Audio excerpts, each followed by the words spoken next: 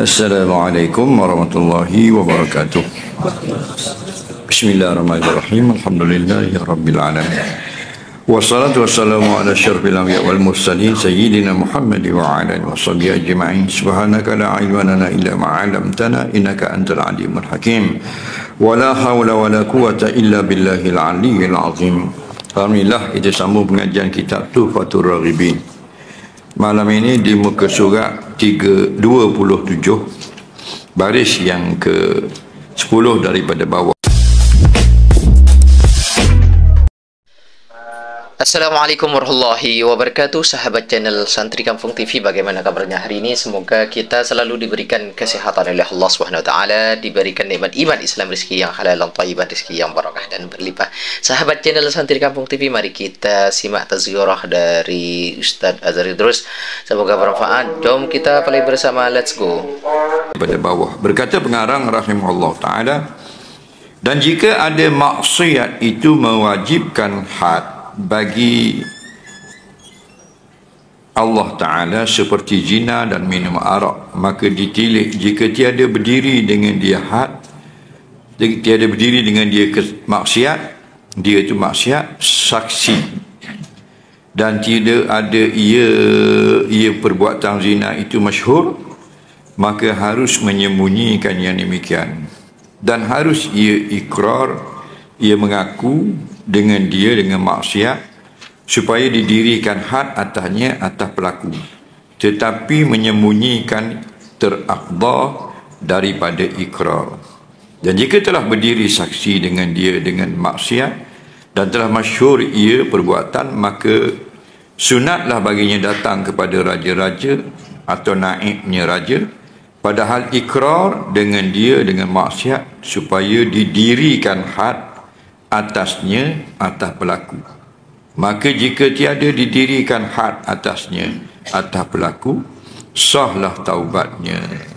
Tetapi dosa atas raja sebab meninggalkan had. Baik, kita sambung lagi tentang dosa-dosa besar. Kata pengarang, dan jika ada maksiat itu mewajibkan had. Maksiat ni pun dia makna dia derhaka. Bahasa Arab maksiat. Bahasa Melayu derhaka. Derhaka ke raja ke menteri, bukan derhaka pada Allah. Dia panggil maksiat. Kita salah faham, kita ingat maksiat tu bawa orang puang wagi patah. Lain tak maksiat. Maksiat bukan bawa orang puang. Maksiat ni maknanya derhaka pada Allah. Tak bayar zakat, maksiat. Suruh sembahyang, tak sembahyang, maksiat. Suruh pakai seluar panjang, dia pakai skirt seluar pendek, maksiat. Suruh tutup rambut rapuh, dia tak mau tutup rambut, maksiat. Maksiat ni derhaka. Nak faham makna derhaka tu, mak katakan anak derhaka ni tak mau dengar cakap orang. Mak dia kata jangan gigi juga. Maknanya dia langgar perintah atau tidak patuh. Anak derhaka maknanya anak yang langgar perintah mak atau tidak patuh pada larangan atau suruhan. Maka kalau kata kita derhaka pada Allah, iaitu langgar perintah ataupun larangan-larangan. Itulah maksiat, bukan bawa orang puang saja. Lepas tu kita katakan pencegah maksiat. Pencegah maksiat mari dah. Dia cegah benda, dia cegah bawa orang puang saja. Kalau bawa orang lelaki padahal semua benda yang derhaka itu maksiat. Faham waktu dulu. Dia kata, dan jikalau ada maksiat, maknanya perkara dosa itu ada baginya yang mewajibkan had. Had ni benda pula. Itu kitab. Dalam kitab-kitab Arab lagi payah, pasal ini Melayu dah. Had ni hukum. Di dalam kanun seksa dalam sebuah negara Islam, dia ada kanun keseksaan.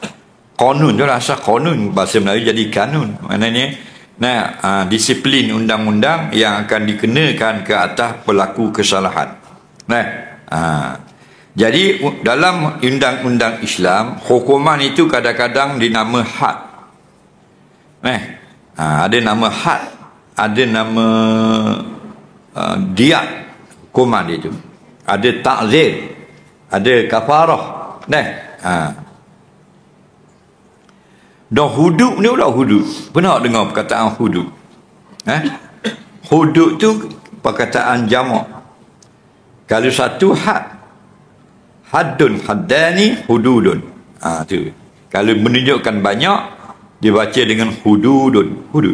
Hudud itu ialah had-had Allah. Apa had? Sempadan hukum Allah. Jadi asal mana sempadan, mana kita langkah sepadan, mana kita melanggar hukum. Hukum itu dinamakan had. Jadi tapi oleh kerana kita selalu didedahkan dengan perkataan hudud, maka kita jarang dengar had. Had ni hudud tu lah, sama saja. Cuma dalam bahasa Melayu, kalau satu dia panggil had, kalau banyak dia panggil hudud. Kalau satu dia panggil hukum, kalau banyak dia panggil semua hukum. Dia perkataan semua. Baik. Jadi kalaulah jenayah atau kesalahan itu ada had yang mewajibkan had. Bagi Allah Ta'ala, mana had itu hukum bagi Allah. Seperti zina dan minum arak, maka ditilik. Kalau mana dosa kita tu zina atau minum arak, okey? Zina dan minum arak ini orang panggil kesalahan yang ada hukum hudud. Gitulah. Payah nak beri faham. Kesalahan yang ada hukum hudud. Okey? Dia bukan semua yang kita buat salah kena hukum hudud kalau ditangkap. Faham? Ada yang tidak ada hudud. Hudud paling keras. Hudud paling tinggi hukuman. Okey? Bawah daripada hudud dipanggil takzir. Nampak? Takzir hukum juga. Hukum Islam untuk pelaku salah juga. Tapi rendah dari hudud. Okey? Contoh, kalau zina itu hududnya 100 hotang. Az-zaniyatu waz-zani fajlidu kulla wahidin minhuma mi'ata jaldah. Penzina perempuan dan penzina lelaki yang telah sabit kesalahan mereka itu dijatuhkan hukuman salah, maka dikenakan hukuman 100 rotan. Kalau hudud. Tapi kalau dok zina, contoh rendah pada zina. Benda contoh. Zina paling tinggi, rendah pada zina. Bukan, dia berdua, duduk dua orang, buat benda. Khaluat. Khaluat dah setuh, duduk dekat orang tak ada. Hidup dalam tong dua orang. Faham? Itu panggil khaluat. Kalau raba lain pula. Hidup zina dia raba. Hidup zina dia cium. Hidup zina dia peluk. Itu bukan zina belaka tu. Itu dikenakan hukum takzir, tidak kenakan hudud. Faham lagi? Kerana hudud ni zina je. Dia panggil ajak puan tu pergi pantai, peluk. Dia buat cari kagu lama. Dia peluk, boleh sejam setengah dia boleh lepas. Okey, balik. Takak takak zina dah, peluk takzir. Tu panggil hukum takzir. Tak boleh kena hukum zina. Kalau kita kenakan hukum zina, zalim. Kenapa? Kerana dia dah berzina. Dah dia dua orang dalam hotel. Tu hukum yang 100 hutang hudud tu untuk berzina. Jadi dah berzina, dia peluk ke?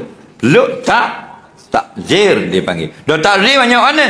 Takzir ni terpulang kepada hakim. Hakim kata salah hukum berpeluk-pelukan tanpa hubungan nikah, dijatuhkan hukuman 10 rotan. Itu takzir. Ringan lah. Tahu penjara. Di penjara 3 hari 3 malam. Faham lagi? Macam cuti pulau redang, 3 hari 3 malam. Faham lagi? Itu takzir, ringan. Hukuman yang ringan. Atau dia jalan piping tangan. Tunang je. Faham? Jalan piping tangan dah. Tak nikah lagi, piping tangan dah. Takak di polis, askar. Faham lagi? Wagi mahkamah salah. Tidak ada hubungan mahram, piping tangan. Faham? Kata hakim dijatuhkan hukuman setengah hari penjara atau rotan 1 rotan. Faham? Boleh. Tu kalau Terengganu. Kelantan pula kata di penjara 4 hari setengah. Terpulang belaka atas hakim negeri masing-masing. Tidak ada ketetapan. Kalau hudud mesti tetap dah. Nampak? Fajlidu kulla wahidin minhuma mi'ata. Hendaklah kamu perotan yang berzina itu 100. 100 tak boleh buat 99, tak boleh buat 101. Sebab ada nombor bilangan isi madak sudah tertulis mi'ata jaldah, tak boleh kurang, tak boleh lebih. Faham lagi? Kerana itu had yang wajib atas Allah. Minum arak hudud. Faham? Berapa hudud minum arak?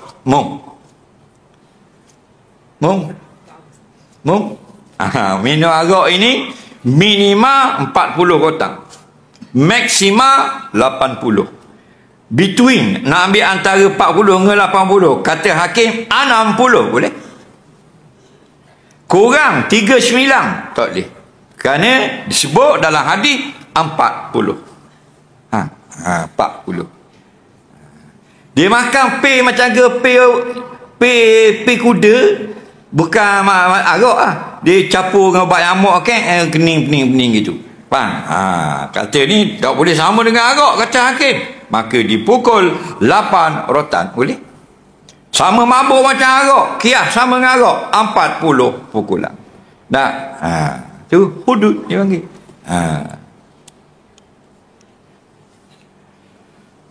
Maka ditilik, tengok dulu tilik tu. Jika tiada berdiri dengan dia dengan minum arak saksi, tak ada saksi, tak ada saksi nampak dia minum arak, dan tidak ada ia minum arak itu masyhur, sudah dipercaya viral dalam TikTok. Lagi dak orang kampung dak tengok lagi, tidak masyhur. Dia memang minum, maka harus menyembunyikan yang demikian di waktunya. Kita yang minum arak ni, yang berdosa ni, yang berzina atau minum arak, faham? Tidak ada saksi, faham lagi? Maka diamkan. So cerita kat orang, faham tak? Kita berzina dulu, kita minum arak, diamkan. Faham?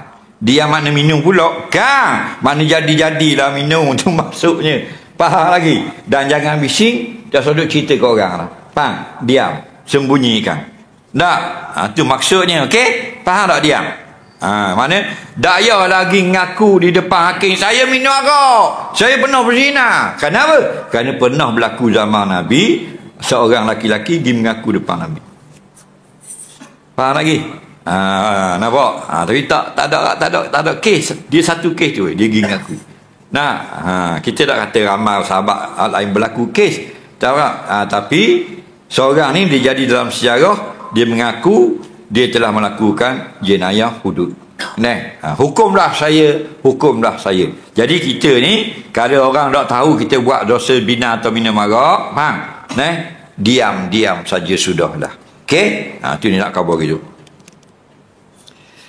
Tetapi dan harus ia orang yang minum arak atau berzina tadi ikrar, mengaku dengan dia dengan dosa tadi. Kalau dia nak mengaku juga, tak ada orang tanya, dia pergi mengaku, supaya didirikan had atasnya, supaya dikenakan hukuman hudud atasnya atas pelaku, tetapi menyembunyikan, tak cerita ke orang, terafdal daripada ikrar. Lebih baik diam daripada cerita.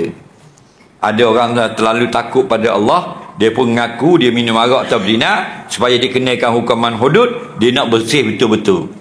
Jadi kata ulama, harus saja, bukan wajib pergi mengaku. Nampak tak? Kalau mu berdosa, mu tak wajib cerita ke orang. Mu nak cerita kepada kerajaan, ke polis supaya kena hukuman, harus saja. Yang afdal, mu jangan cerita ke orang. Kalau mu nak mengadu sungguh-sungguh, ngadu pada Allah Ta'ala. Allah kata kalau buat dosa, cerita ke dia. Faham lagi?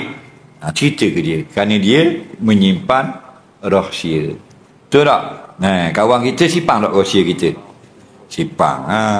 Sebab kawan kalau musuh, dia buka bihiri. Faham lagi? Kawan kita simpan rahsia selama dia kawan. Kalau balah, buat tu bel. Faham tak? Tapi Allah kalau kita mengadu kepada dia, dia tak cerita ke orang. Sehingga tak ada dalam buku catatan amal, dan di padang mahsyar orang tak tahu kita pelaku dosa. Allah tahu. Ditutup. Kan Nabi kata dah. Allah akan tutup aib seseorang, orang yang tutup aib orang lain di dalam dunia. Dan kalau bini kita boleh cerita dah uduh-uduh kita. Tak dia percaya ke dia? Nampak? Tak boleh. Walaupun sepanjang masa dia buat tangan gini dalam Facebook. Faham? Tak boleh pakai belaka. Faham? Bila dia baik dengan kita, suami baik dengan isteri, suami akan simpan rahsia isteri. Betul tak? Isteri baik dengan suami, isteri akan simpan. Kalau balah, waktu bayar. Tak tengok dalam Facebook. Bini kata ke laki, laki kabel ke bini. Bini cerita keburukan mertua khabar menatu dok pakai. Bila balah. Masa kita baik dengan bini kita, memang dia buat gini mau tangan. Atau mau ni selfie tangan. Mini love. Tapi kalau dia balah dengan kita cerak, dia kata benda bahasa nata beruk. Betul tak? Jadi mengadulah pada Allah. Tapi kita berzina banyak dah Ustaz. 140,000 orang awet. Amat. 140,000 orang amat. Pasal orang lain kalau rekod-rekod 6 orang 7 orang. Tu rekod dah tu. Kalau seorang dua tak ada hebat, 7-8 orang hebat dah tu. Dia 140,000 orang berzina. Oke, terima kasih. Kita telah menyimak dan mendengarkan ceramah dari Ustadz Azhar Idrus. Semoga apa yang beliau sampaikan menjadi ilmu yang bermanfaat buat kita semuanya, ilmu yang barakah, ilmu yang bisa kita amalkan di kehidupan kita sehari-hari, dan semoga kita termasuk orang-orang yang husnul khatimah, orang-orang yang cinta kepada Rasulnya, cinta kepada Nabi Muhammad SAW, dan termasuk orang-orang yang takwa kepada Allah SWT. Dan semoga bagi tuan-tuan atau bagi teman-teman semuanya yang sedang mengalami sakit, semoga segera disembuhkan sakitnya, bisa aktivitas, bisa ibadah seperti semula, dan semoga bagi tuan-tuan sekalian yang lagi kesulitan, terutama misalnya kesulitan ekonomi, semoga ekonominya segera pulih, dan semoga apa-apa yang kita hajatkan yang baik-baik semoga kita dikabulkan oleh Allah SWT. Cukup sekian saja dari kami. Manakala ada kesalahan dan kekurangan, kami sebagai manusia biasa tidak luput dari salah dan lupa. Mohon maaf yang tidak batasnya. Akhirul kalam, ihdinas siratal mustaqim. Assalamualaikum warahmatullahi wabarakatuh.